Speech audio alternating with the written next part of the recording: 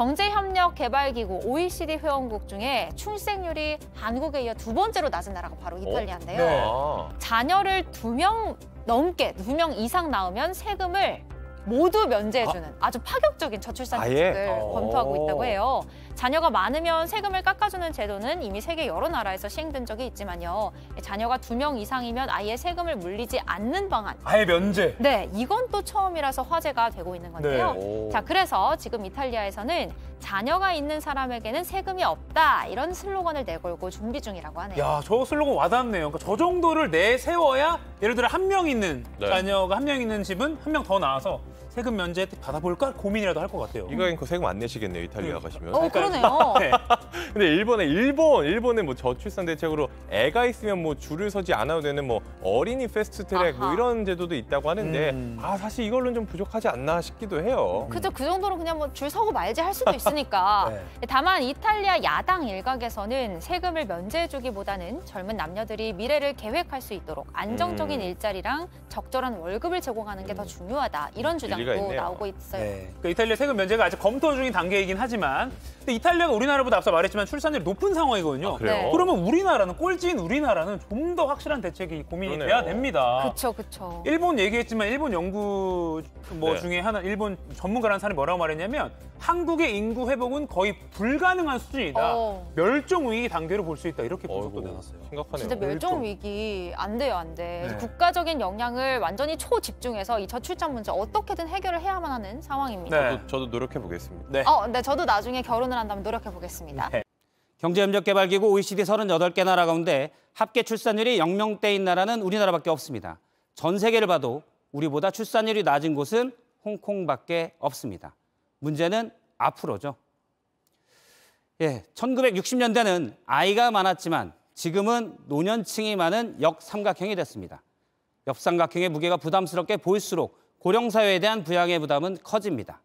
생산 연령 인구, 다시 말해 일할 사람이 빠르게 줄면서 이들 각자가 부담해야 하는 노년층은 더 많아집니다.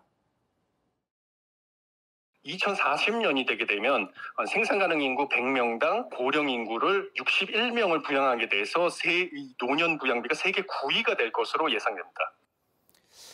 네, 생산 가능 인구가 줄면 경제도 나빠집니다. 한 연구기관은 인구 감소로 현재 2%가 안 되는 잠재 성장률이 7년 뒤엔 2030년대 0%로 떨어질 거라고 전망했습니다. 진심으로 10년, 20년 뒤가 걱정입니다. 지방소멸 대응기금이라는 게 있습니다. 지방인구 감소에 대응하자는 기금인데 매년 1조 원 규모입니다. 그런데 각 지방자치단체가 이 돈을 각종 관광사업에 쓰고 있었습니다. 더욱이 행정안전부는 정작 이 돈을 난임시술에는 쓸 수 없도록 했습니다. 인구 감소 막자는 돈 아니었나요? 먼저 하예빈 기자입니다. 전국 지자체가 행안부에 낸 지방소멸 대응기금 사용 계획서입니다. 해안정원 조성, 호텔 캠핑카 사업 등 관광사업이 눈에 띕니다. 2022년에만 500개가 넘는 계획서 중 문화, 관광 분야만 130건에 달합니다. 지방소멸 대응기금은 지방인구 감소에 대응하려는 목적으로 조성된 정부 예산입니다. 그런데 행안부는 상당수가 관광사업인 계획서를 바탕으로 지난해 9월과 올해 1월 두 차례에 걸쳐 지원금 2년치를 배분했습니다. 지금까지 들어간 돈만 2조 원에 달합니다. 이런 가운데 행안부는 최근 지방소멸 대응기금을 난임시술 지원에 쓰자는 복지부 제안에는 부정적인 입장을 밝힌 걸로 확인됐습니다. 현금성 복지는 사용 지침과 맞지 않는다는 이유로 사실상 난임부부 지원은 안 된다는 결론을 낸 겁니다. 정작 인구 감소 대응과 직결되는 저출산 예산은 막으면서 본래 목적과 거리가 있는 관광성 사업에만 지방소멸 대응기금을 편성한다는 지적이 나옵니다. 인구 증가를 위한 하나의 방안이라는 측면에서 지방소멸 대책이라고 할 수 있겠죠. 전형적인 탁상 행정식 발상이라고 생각합니다. JTBC 하혜빈입니다. 저희가 실제로 이 기금이 집행되고 있는 현장을 확인해 봤습니다. 인구 감소를 막겠다는 기금인데 분수를 만들거나 골프장을 짓는 데 쓰였습니다. 골프장이 없어서 저출산인가요? 최승기 기자입니다.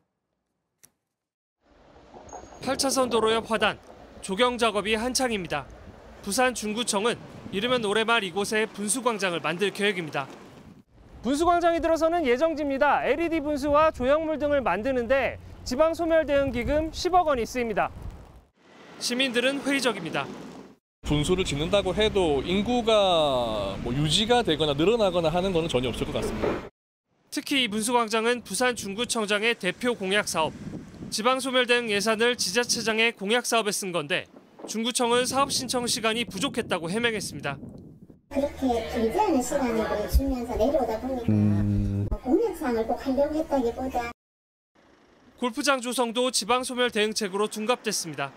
충남 논산시는 지방소멸 대응 기금으로 파크 골프장을 만들 계획입니다.